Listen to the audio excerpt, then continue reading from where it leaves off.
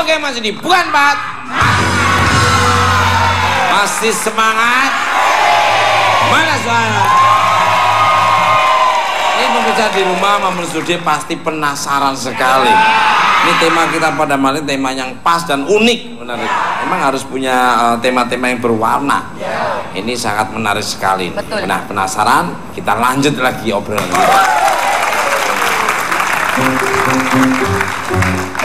Kembali ke kenapa? Kerja nyantai tapi duitnya banyak. Saya mendapat laporan dari intelijen yang mengatakan kalau salah satu ciri tuyul itu bergigi runcing dan berbau anyir. Oh my god. Asik. My god. Is that true nih? Apa ada hubungannya dengan tuyul atau Dracula? Dengan Dracula monggo. Tuyul, Dracula. Tuyul ada yang berbau anyir, ada yang lengket kulitnya juga. Dan kebanyakan yang tuyul yang anak yang nggak jadi, bayi ambar tadi, berbau anyir, amis. Tapi kalau yang, iya betul, jadi nyengat banget baunya. Dan tapi kalau yang tuyul yang perkampungan, yang ada tempatnya itu, dia agak lengket, warnanya abu-abu gitu loh. Kalau pegang ya? Iya, jadi warnanya juga cenderung lain dengan yang berbau anyir. Itu gigi runcing tuh yang induk mas, yang memet, bukan yang tuyul lain lagi. Iya, kalau yang tuyul itu dia agak runcing giginya. Tapi kalau yang intuk atau memet gigi runcing, matanya merah. Kalau yang abu itu matanya hitam. Itu bekerjanya siang hari atau malam hari? Biasanya malam biasanya, tapi ada saat-saat tertentu yang dia bisa kerja pagi atau siang.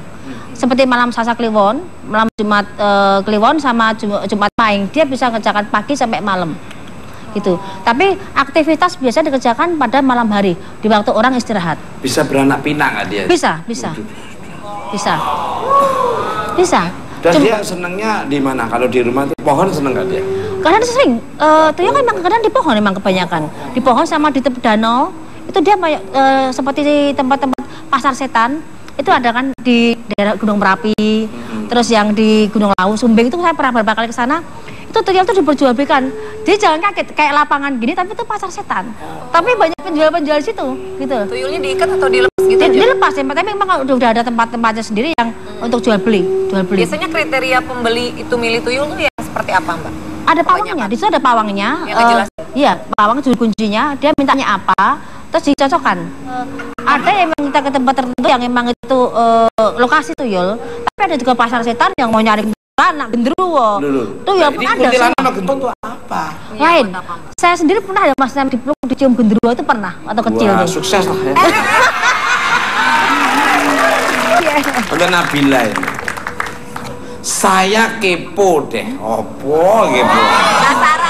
Penasaran dong bahasa gaul. Katanya Nabila pernah melihat sosok tuyul berlarian. Monggo gimana nih?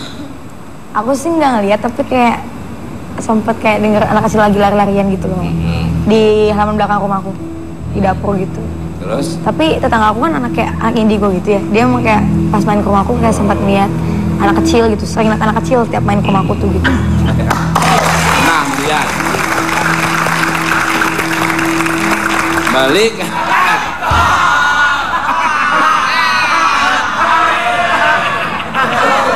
Lucu, diem lucu. Ngomong malah nggak lucu. Mendingan diem ya. Pemirsa, setelah mengetahui seluk beluk tuyul, ada baiknya kita tanyakan juga pengalaman kedua bintang tamu saya selanjutnya yang sudah lama berkecimpung di dunia pertuyulan.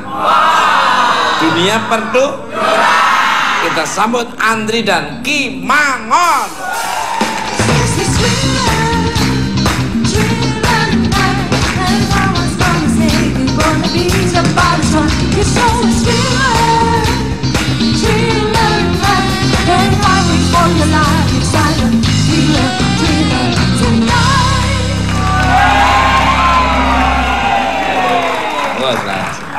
Punten.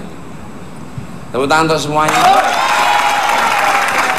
Ini pastinya makin penasaran. Makanya jangan pernah beranjak dari stasiun Trans 7.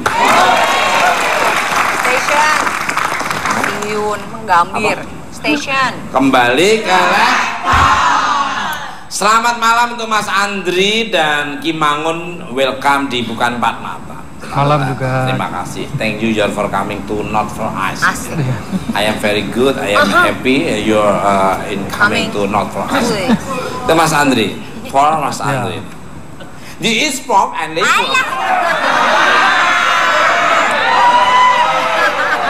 Sampai sini loh. Sampai sini loh. Udah sampai sini enggak. Maaf, pakai Indonesia aja lah. Siap. Loh, aku tuh malah kasihan yang mendengarkan bahasa Inggris saya. Sebagai seorang mantan pengguna tuyul, boleh diceritakan jenis tuyul seperti apa yang dirimu pelihara? Monggo. Mas Andri yang ini, Mas Andri, Mas. oh Mas Andri. Iya. Iya. Waktu itu kan kebetulan saya itu perjalanan spiritual. Iya. Ya, saya juga maharin tuyul. Ya, jenisnya sih sebenarnya yang normal aja. Normal. Ya, kebetulan itu bukan karena untuk uang gitu, tapi saya lebih ya penasaran gitu. Gimana sih tuyul itu seperti apa? Gitu kan. Terus cara kerjanya gimana? Iya. Bentuknya apa? Dampak-dampaknya seperti apa? Kalau diceritain sama orang kan kayak wah, kok kurang menarik gitu. Kebetulan saya punya guru spiritual nunjukin.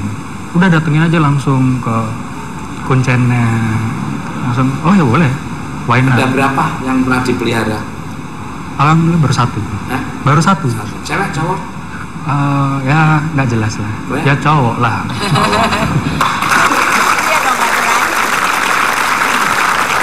Ke Mas Andri. Apa efek negatif yang Mas rasakan selama memelihara tuyul? Apa betul tuyul ada kaitannya dengan patung tuyul ya, monggo? Kalau patung tuyul, ya soalnya emang kita waktu maharin kita dapat sebenarnya batu. Ya batunya itu bisa dibilang patung. Ada sebagian ngomong patung, ada sebagian ngomong batu. Cuman itu yang kita simpan. Nah, untuk efek nggak ada. Untuk pribadi ke sayanya nggak ada. Iya, karena tujuannya kita nggak itu untuk nyari uang itu. Karena penasaran itu, Mas. Penasaran. Ya, Itu penasaran. berapa lama sempat piara, Mas? Adalah sebulanan agak-agak. Oh, sebulanan. Berarti itu kontrak juga ya? Kontrak. Setelah itu dibalikin lagi? Karena dorongan dari guru spiritual saya. Kalau nggak mah ya saya pengen lanjut terus. Oh gitu? Iya. Kenapa, Mas? Ya dapat duitnya kenceng ya aslinya ya.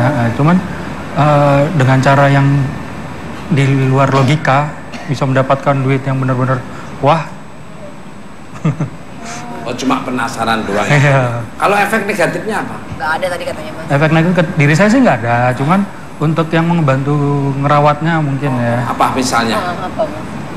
Pertama itu yang bantu ngerawatnya agak badannya kurus, terus kurang darah. Itu terus Ya, ya. anemia dan banyak penyakit sih ya gara-gara kena tuyul tersebut gitu. Kesedot terus Iya. itu tadi. Tergantung tuyulnya itu. Jadi kontraknya dia mau sebagai teman untuk belajar ilmu juga bisa. Dia bisikin kata-kata itu bisa juga. Bisa. Tapi kalau niatnya dia untuk pesugihan ya emang efeknya darah sama itu diambil. Luar biasa Mbak Lini. Bijaksana ya. Kalau Kimangon ini, Kimangon ini kan pawang tuyul nih. Apa saja yang Ki lakukan untuk menaklukkan tuyul? Apa sih bedanya pawang tuyul dan juru kunci nih, monggo? Iya. Kalau beda pawang dan jual kunci, Nggih. sebetulnya kalau jual kunci untuk mengantarkan pembeli tuyul, karena tuyul diperjualbelikan, Perantaranya gitu pelantaranya. Dan pawang pun sebetulnya dibilang untuk menakutkan tuyul, tapi dia pun bisa Jual beli. menjual belikan tuyul juga. Bisa kalau pawang tuh bisa semuanya, tapi kalau Kalau juru kunci juru kunci biasanya- hanya mengantar aja ya. Ya. Nah, Kimangon lagi nih. Kisaran berapa sih harga satuan tuyul? Apa ada tingkatan kualitas terkait harga nih, monggo? Ada mas. Nggih, dipun. Untuk tuyul level bawah, biasanya dengan budget 15 juta. 15 juta. Iya. Per apa, Mas? Level bawah tuyul kan di sana seperti kerajaan. Ada raja, Ada anak buah gitu ada ya? anak buah, ada pengawal dan ada rakyat biasanya. Makanya level itu bisa dibilang ada level bawah, level tinggi, Menengah. menengah ke atas.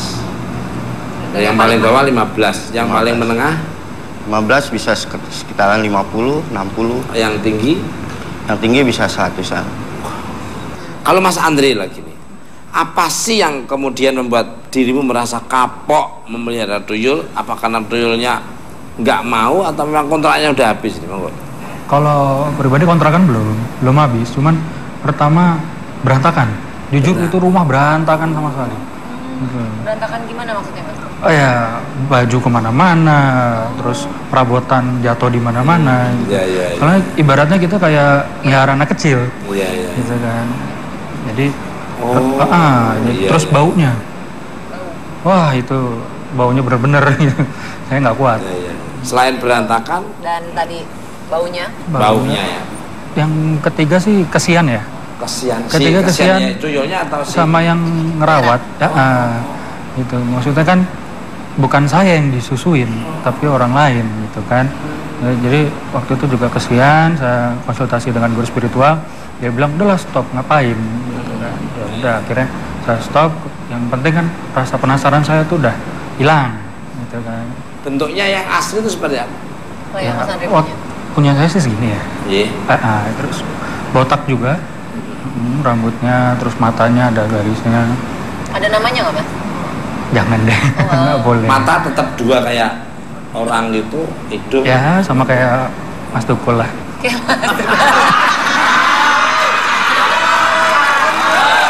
Waktu saya kecil ya segitu. Makanya dikasih nama gedenya Tukul Arwana. Dulu Tuyul Arwani. Balik ke lab. Menarik ini, lucu. Iya, benar. Kimangon, tanda-tanda orang memelihara tuyul itu apa nih? Tanda-tandanya, cirinya misalnya. Kalau untuk tanda-tanda Mas, kita susah membedakan. Paling kalau untuk sistem kerja kita bisa.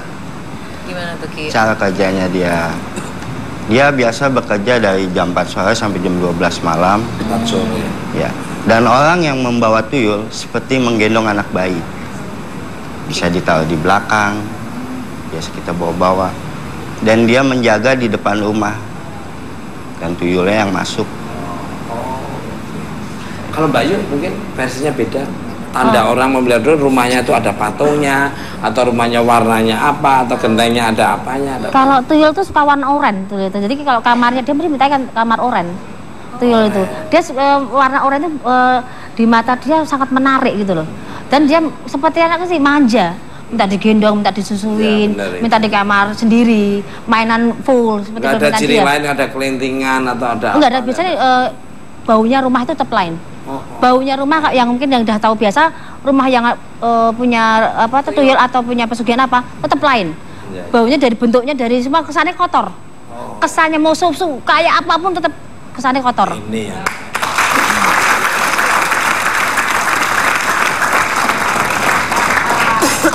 Ini tidak memelihara tuyul tapi kok kelihatannya kotor ya. Balik. Iya, emang jorok, Mas. Mas Andri lagi. Ini menarik nih. Ya. Selama Mas Andri memelihara tuyul, sudah berapa banyak yang dihasilkan oleh tuyul yang dipiara, dan apakah sebanding dengan pengeluaran dan pengorbanan yang dilakukan? Monggo. Untuk sebandingnya nggak sebanding lah ya. Ya, kebetulan untuk kayak gini tuh nggak boleh untuk coba-coba. Maksudnya untuk yang penasaran daripada buang-buang uang nggak jelas ya. Kebetulan saya juga mau nanya waktu Mas Tukul digendong itu dapat berapa? Mas Tukul digendong. Digendong dapat berapa? Saya nggak tuyul aja bisa dapatnya berlebih-lebih dari tuyul lah. Loh, Mbak, untuk Mbak Yu nih, bisa nggak sih ada kejadian tuyul hilang ketika sedang beraksi nih? Dan Kimangon mungkin bisa, dari Mbak Yu dan Kimangon. Maksudnya tuyul hilang lagi Ya. Ya, gitu. Bisa nggak sih ada kejadian tuyulnya hilang ketika sedang beraksi? bisa. Balik gitu. Misalnya, Bisa. Jadi tuyul ke rumah A katakan. Di sepanjang rumah A ada rumah B yang menarik dia akan belok kok kalau mau dapat duit. Akan taruh sana dia main apa, tapi tergantung tuyulnya. Dia punya daya tarik apa di rumah itu gitu, rumah B itu gitu loh. Jadi kalau dia disuruh pulang pun dia nggak akan mau. Karena kok lagi-lagi nih, tuyul itu kalau udah disakitin, yang punya juga rasa sakit kok. Curut rokok aja, yang punya tuyul akan teriak-teriak gitu loh.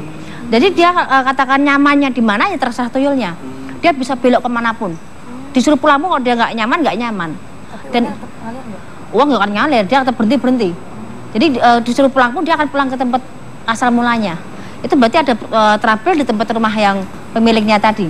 Kalau Kimangon, Ya, tuyul kalau dia bisa berpaling karena ada yang dia inginkan, seperti anak kecil menemukan mainannya. bener ya. Ya, Ya. karena tuyul itu seneng main-main seperti anak kecil. Apa yang dia inginkan, yang dia bisa mainkan, yang biasa dia mainkan, ya dia di situ saja. Jadi dia bisa ngancelep gitu ya? Iya. Kan ada yang bilang dengan ini bisa melarang tuyul untuk mengambil. Sebutnya bukan untuk melarang, Tapi hanya untuk mainan dia. Jadi mengalihkan. dialihin ya? Iya, biasanya dia mencuri, mengalihkan jadi permainan itu. Gimana Kak? Iya, jadi biasanya kalau di rumah-rumah tertentu kadang-kadang ada mainan-mainan yang akhirnya jadi si tuyul itu teralihkan, yang harusnya dia nyari duit di rumah yang lain karena di rumah tertentu ada mainan, dia akhirnya berhenti di rumah itu. Nggak ngambil Mas. duit. Nggak ngambil. Berarti di rumah saya tak kasih mainan banyak. Ya, bisa.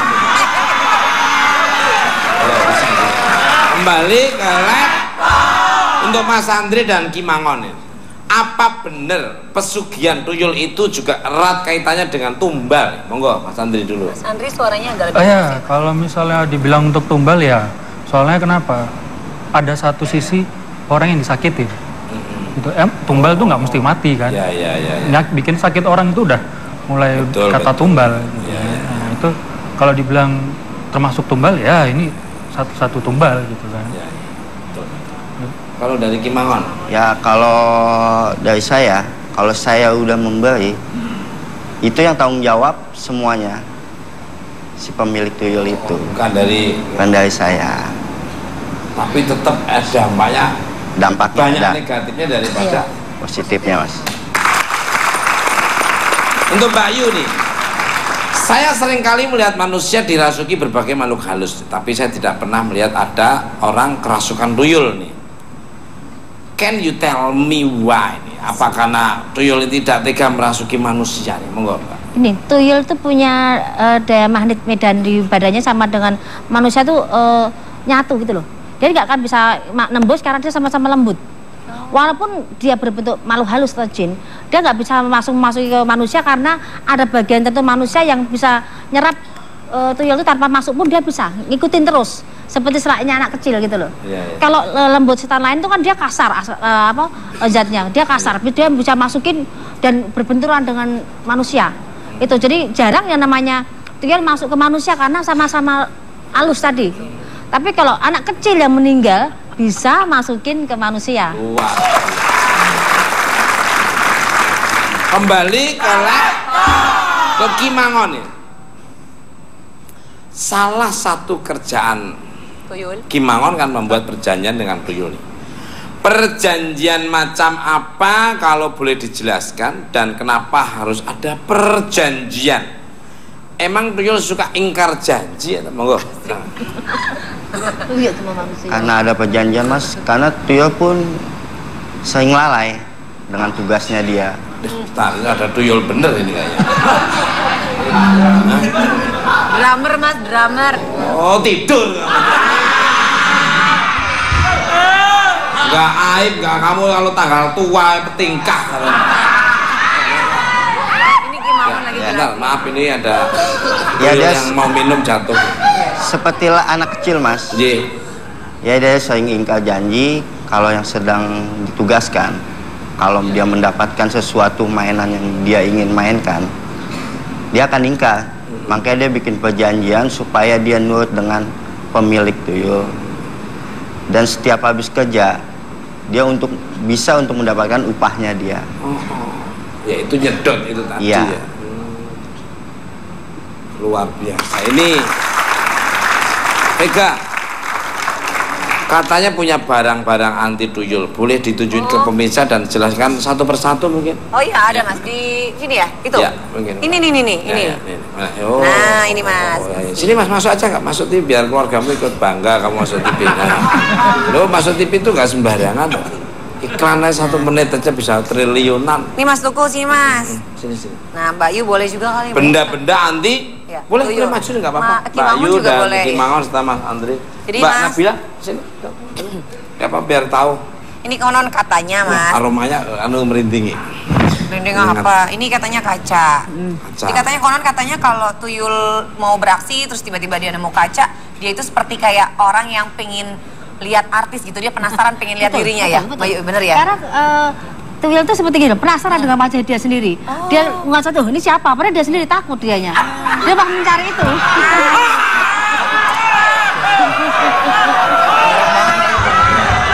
Enggak, biar bloggingnya nyaman aja.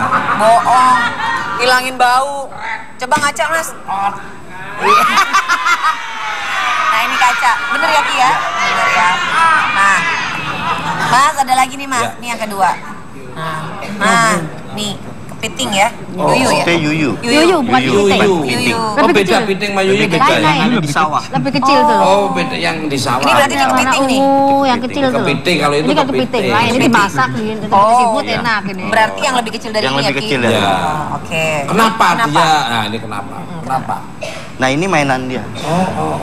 Kenapa Dia suka? senang memainkan ini. Kakinya kan dia suka kaki Kaki-kakinya yang banyak-banyak itu diambilin, dia cium itu kakinya kepiting. Karena lucu bagi dia gitu. Oh iya iya. Iya. Biasanya kita ditaruh benang sama kembang, dibuat mainan, ditarik benang, dia tuh akan ngikutin itu. Oh kayak kucing. Iya. Jadi seneng yang panjang-panjang ya. Ya kayak kamu itu juga ada. Nah ini nih yang tadi sempat dijelasin. Kacang hijau Kacang apa hijau itu? nih gimana nih? Kalau kacang hijau seperti kita anak kecil main kan kelereng. Kelereng. Oh. Iya. Taruh Dia di inilah rumah, mainan sebelah tuyul. depan rumah. Dia ambil, dihitung, terus dicium. Baunya seneng, ngambil lagi. Lupa dia tugasnya dia ngambil uang. Oh, tapi harus banyak. Harus banyak. Lebih segini aja, genggam dia udah pusing dia segini. Segitu udah pusing. Udah pusing. Oh gitu ya Ki. Iya. Oke. Selanjutnya. Kalau kacang itu Kacang apa Mas?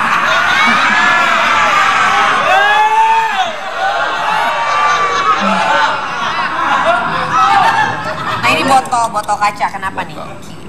Karena dia takut dimasukkan ke dalam botol. Stres dia lihat, dia lihat takut botol. stres. stres. Karena Botol dia takut. apapun? Botol Iya. yang berbau bening gini, bening. Dia Oh akan yang takut. transparan. Jangan. Ya, dia kan udah ada.